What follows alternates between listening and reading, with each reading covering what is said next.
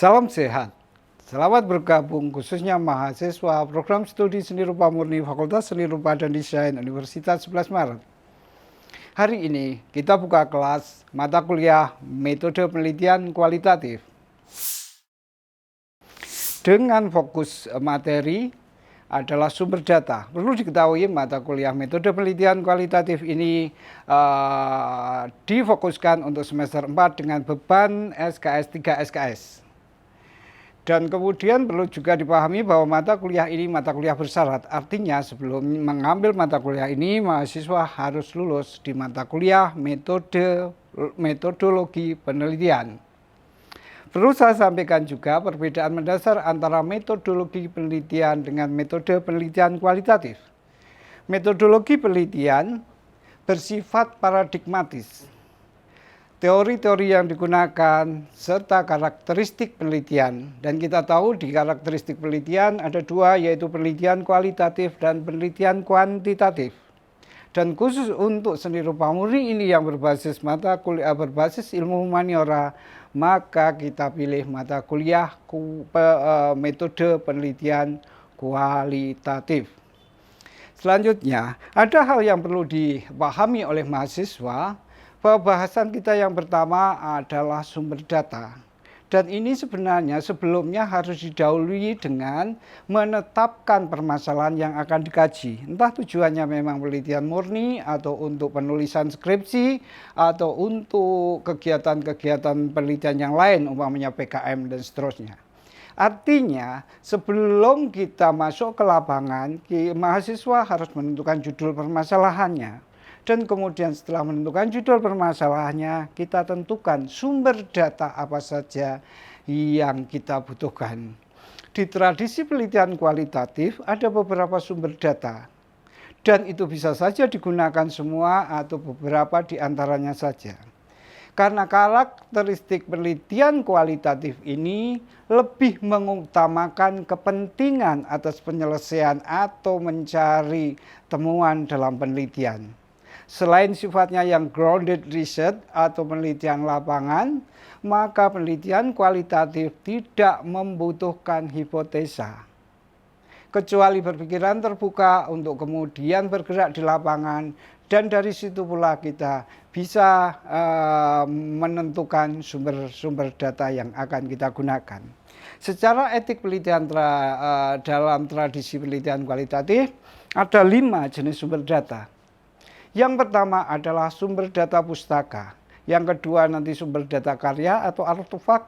Yang ketiga sumber data lokasi atau konteks dari tempat kita melakukan penelitian. Yang keempat adalah sumber data peristiwa atau momen atau kejadian. Dan yang kelima adalah sumber data manusia atau narasumber atau informan. Para mahasiswa, langkah selanjutnya adalah kita akan bahas satu persatu. Coba kita detailkan karakteristik masing-masing varian sumber data tadi. Yang pertama kita bahas tentang sumber data pustaka. Kenapa saya posisikan sumber data pustaka ini sebagai sumber data pertama? Karena inilah penciri dari dunia akademik. Kita lebih berpijak pada literal atau kepustakaan. Kalau kita menentukan masalah sebenarnya, kita pun punya latar belakang tentang kepustakaan. Kenapa itu disebut masalah?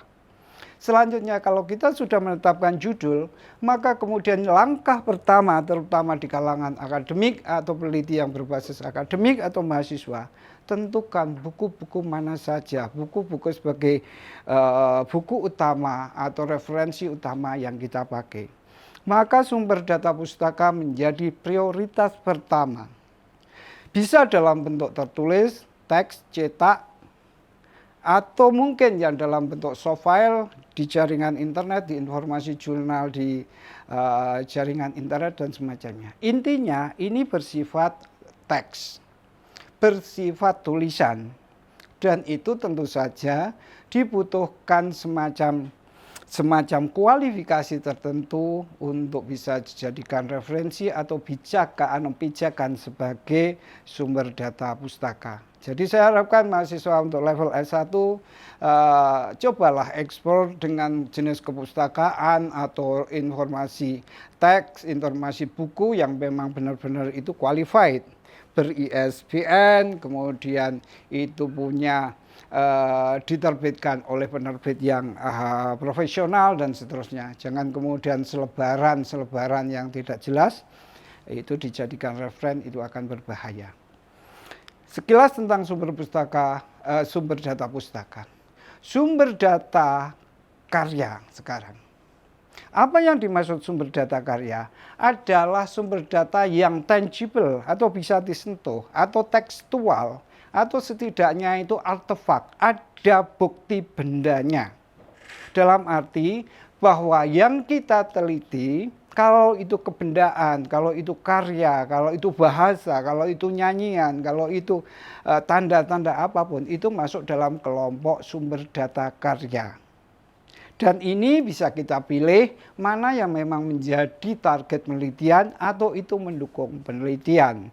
Jadi tujuannya adalah keseluruhannya itu menjadi informasi. Tahapnya tadi sumber data pustaka maupun sumber data karya ini ketika pertama kita masuk itu diposisikan sebagai informasi, belum data. Datum inilah yang disebut informasi, nanti kumpulan datum menjadi data. Berarti juga untuk mahasiswa jangan sekali menyebut data-data ya, karena data itu sudah artinya jamak. Nah kemudian jenis sumber data yang berupa artefak, bisa saja itu karya seni, desain, kerajinan, arsitektural, audiovisual, nyanyian, tarian dan semacamnya, itu semuanya adalah artefak, fakta bendawi. Lalu dimungkinkan juga terjadi video rekaman atau foto atau naskah-naskah kuno yang menceritakan atau menggambarkan tentang benda itu juga bisa termasuk sumber data karya. Dalam arti bukan melihat filmnya, tapi melihat karya yang didokumentasikan itu. Nah, kemudian selanjutnya, sumber data yang berikut adalah sumber data lokasi. Ini menjadi hal yang agak perlu pemahaman lebih dalam. Saya sebut sumber data lokasi itu yang bagaimana. Satu contoh gini, kalau kita menentukan umpamanya sebuah target penelitian, dan target penelitian itu sebuah karya, maka pikiran pertama adalah karya itu dihasilkan oleh masyarakat mana? Dalam konteks budaya apa? Di lingkungan sosiologis yang mana? Karena sebenarnya sedikit atau banyak karya yang muncul di wilayah tertentu itu mencerminkan sistem nilai dari masyarakat itu. Jadi kalau kita meneliti, contoh saja ya, meneliti batik. Batik mana ini?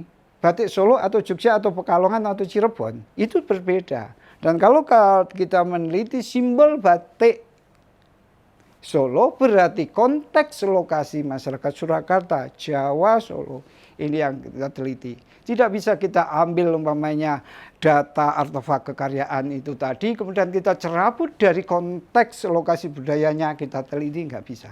Karena setiap karya itu terkait dengan karakteristik masyarakat atau wilayah budaya pemiliknya. Artinya wilayah budaya bisa saja itu wilayah budaya secara teritorial, batas wilayah itu bisa saja itu emosional, artinya keterikatan dengan wilayah budaya tertentu. Bisa juga itu berarti sebuah institusi, sebuah kepentingan dan seterusnya. Artinya konteks lokasi ini harus kita perhatikan sebagai cara untuk melihat karya lebih utuh atau lebih komprehensif. Kemudian sumber data yang keempat adalah sumber data peristiwa. Dan ini artinya nanti di teknik penggalian data sang peneliti harus masuk karena harus mengikuti peristiwa itu. Saya ngambil contoh yang sederhana, analog agar mahasiswa bisa mengerti. Kalau kita meneliti tentang batik umpamanya batik parang Solo, tahu ya parang yang miring-miring itu kita teliti. Kalau kita hanya membeli dari toko batik atau pasar klewer, kemudian kita bawa pulang dan kita teliti, temuannya akan tidak bermakna dan tidak ada ruh yang mampu kita maknai. Contohnya gini, batik parang. Oke, kita meneliti artefaknya, kita meneliti kain parangnya. Tapi kita harus tahu ini konteks budaya mana. Oh, Solo. Solo itu artinya parangnya dari kanan ke kiri. Kalau Yogyakarta nanti kiri ke kanan. Itu sudah beda. Makanya banyak orang pakai batik sembarang kemudian itu salah miringnya. Itu karena nggak tahu konteksnya. Nah kemudian kalau kita memang meliti batik itu, kita juga harus memperlakukan para pembuat batik itu sebagai sebuah komunitas peristiwa. Kita harus ke sana dan melihat mereka membatik. Selama ini kita melihat batik sudah dalam bentuk jadi. Coba mahasiswa terjun ke lapangan dan melihat orang membatik. Itu banyak hal yang bisa memperkuat makna. Bagaimana seorang ibu pembatik itu dengan cantiknya, dengan duduknya, dia kemudian mengambil malam panas, wax itu panas, kemudian ditiup dan kemudian ditaruh. Kelihatan sederhana, coba Anda mencobanya, pasti tidak semudah yang kelihatan. Seorang ibu cara memegangnya itu sudah berbeda. Dia bisa merasakan malamnya itu tingkat kepadatan, tingkat cairnya seberapa. Dia bisa mencium aromanya malamnya itu sudah matang apa belum. Hal-hal semacam itu peristiwa, itulah peristiwa. Sehingga kita memaknai batik akan lebih lengkap. Dan itu menjadi penelitian yang menyenangkan karena kita banyak tambahan pengetahuan. Maka jangan heran antropolog Spradley mengatakan penelitian itu bukan mempelajari suatu kasus, tapi belajar dari kasus. Nah, kemudian selanjutnya sumber data informan. Nah, ini saya posisikan sebagai informasi sumber data terakhir. Ada perbedaan yang harus mahasiswa pahami. Perbedaan mendasar posisi orang sebagai penyedia data itu, kalau di penelitian kualitatif namanya informan, kalau di penelitian kuantitatif namanya responden. Dan ini berbeda sekali, di mana posisi responden hanya merespon atau memberi refleks atau memberi penilaian atau memberi jawaban atas pertanyaan yang sudah disiapkan oleh peneliti. Bapak apakah setuju? Tidak setuju, apa sangat setuju? Nah itu pilihan saja. Dan itu sembarang orang bisa diperlakukan sama. Orang pejabat tinggi, orang seniman, masyarakat biasa bisa diperlakukan sama sebagai responden. Tapi di penelitian kualitatif akan berbeda.